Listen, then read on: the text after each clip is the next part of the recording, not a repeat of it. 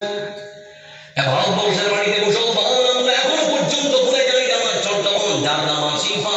8 বছর বয়সের একজন ছোট্ট ফুটফুটে মেয়ে। আপনার যে মেয়েটা বাড়িতে আছে না, ওরকম একটা ফুটফুটে মেয়ে যার নাম আসিফা। কে নাম বললাম? আসিফা। কাশ্মীরের বাড়িতে বন্ধুরা আমার, তার বাবার সাইকেলের পেছনের কেরিয়ারে চেপেছে কে যেন একটা ভিডিও তুলেছে। সেই ছোট্ট মেয়েটার হাস্যজ্জ্বল সেই ভিডিওটা দেখলাম আর চিন্তা করলাম এত সুন্দর মেয়ে কি হতে পারে। হঠাৎ করে একদিন তার বাবার ঘোড়াটা হারিয়ে গেছে। তো আপেল বাগানে ঘোড়া খুঁজতে শুরু করেছে। তো খুঁজতে খুঁজতে খুঁজতে খুঁজতে আপেল বাগানের শেষ দিকে একটা মন্দির আছে। সেই মন্দিরের পুরোহিতকে গিয়ে জিজ্ঞেস করছে, আঙ্কেল আমাদের ঘোড়াটা দেখতে পেয়েছিলেন? তো 8 বছরের ছোট্ট বাচ্চাকে দেখে সেই পুরোহিতের মনের মধ্যে কুধারণা কুমতলব সৃষ্টি হয়েছে।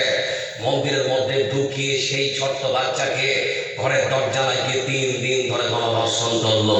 বলতে যাচ্ছি বন্ধুরা আমার সেই ছোট্ট বোন আশিফাকে তার মৃত্যু নিশ্চিত করার জন্য বড় ধরনের একটা পাথর দিয়ে তার মাথা লাগে থেতলে হত্যা করা হলো। বলতে যাচ্ছি দেশের প্রধান সেবক নরেন্দ্র দামোদর দাস মোদীকে এখনো পর্যন্ত সেই মন্দিরের পুরোহিতের কোনো শাস্তি দেওয়া হলো না কেন? শুধু মুখে বলতে হবে, কাজে পরিণত করতে হবে। শুধু মুখে বললে হবে না যে আমরা নারীদের মেয়েদের সম্মান আর মর্যাদা দিয়েছে। এখানে শুধুমাত্র আমাদের পশ্চিমবঙ্গের পার্শ্ববর্তী বিহারের পার্শ্ববর্তী একটা রাজ্য আছে ঝাড়খণ্ড, নাম শুনেছেন? আমার বন্ধুরা কিছুদিন আগে দেখিয়েছিলাম, কয়েক বছর আগে আমার এক মুসলমান যুবক ভাই যার নাম হল টাপরে জানসানি। টাপরে জানসানিকে কারেন্টের খুঁটিতে বেঁধেছে। বাধার পর জয়শ্রীরাম ধরে দিয়ে তাকে মারতে মারতে মারতে মারতে হত্যা করেছে। এখনো পর্যন্ত আমার ভাই টাপরে জানসানির মেয়ে যে বিধবা হয়, টাপরে জানসানিকে যারা পিটিয়ে গণহত্যা করেছে এখনো পর্যন্ত তারা শাস্তি পেল না কেন? আমার টাপরে জানসানি ভাইয়ের স্ত্রীকে এখনো পর্যন্ত সম্মান আর মর্যাদা দেওয়া হলো না কেন? বলতে চাচ্ছি বন্ধু আমারা শুধুমাত্র মুখে বলতে পারে, আপনার মেয়ের সম্মান মর্যাদা আসলে দিতে পারে না।